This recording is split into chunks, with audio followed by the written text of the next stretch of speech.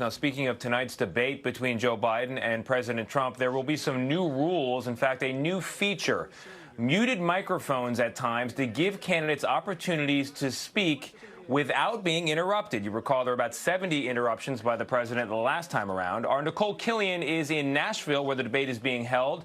Nikole, good morning to you. Your microphone is very much on. What are you hearing from both campaigns? Well, I hope it's on, Tony, because the Trump campaign tells me that President Trump will abide by the rules tonight, even though it opposes the muted mics, while former Vice President Joe Biden said he thinks it's a good idea. But before both candidates face off tonight, they opened up about their agendas to 60 Minutes. In an interview with Joe Biden, Norah O'Donnell pressed him on his position on so-called court packing. It is a controversial proposal that would add justices to the Supreme Court from its current 9. Here's what he said. If elected, what I will do is I'll put together a national commission bipartisan commission of scholars, constitutional scholars, Democrats, Republicans, liberal, conservative, and I will ask them to, over 180 days, come back to me with recommendations as to how to reform the court system, because it's getting out of whack. The way in which it's being handled.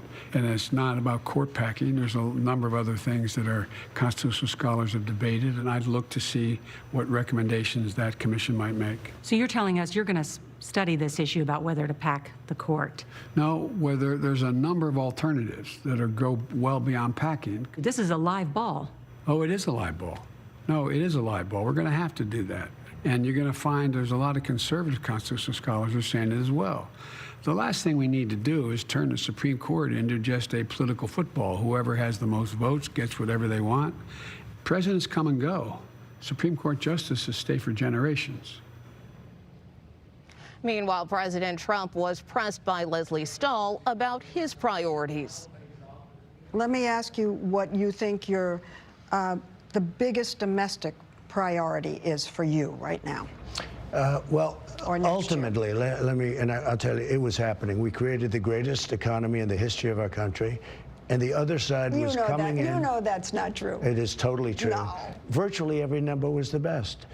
We had the best economy ever, and what was happening is things were coming together. Well, I asked you, what's the priority? I mean, those are all the good things. What do you have to solve? The priority now is to get back to normal, get back to where we were, to have the economy rage and be great with jobs and everybody be happy, and that's where we're going, and that's where we're heading. And who is our biggest foreign adversary?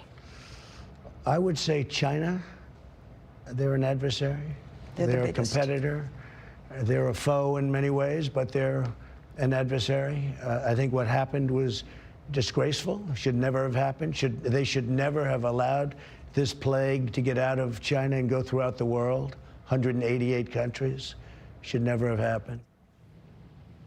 The president ended up cutting that interview with Leslie Stahl short. 60 Minutes has a history of asking tough questions of presidential candidates during the run-up to the election. Tony? All right, Nikole, thank you very much. And you can see more of both interviews on 60 Minutes. That will be Sunday on CBS.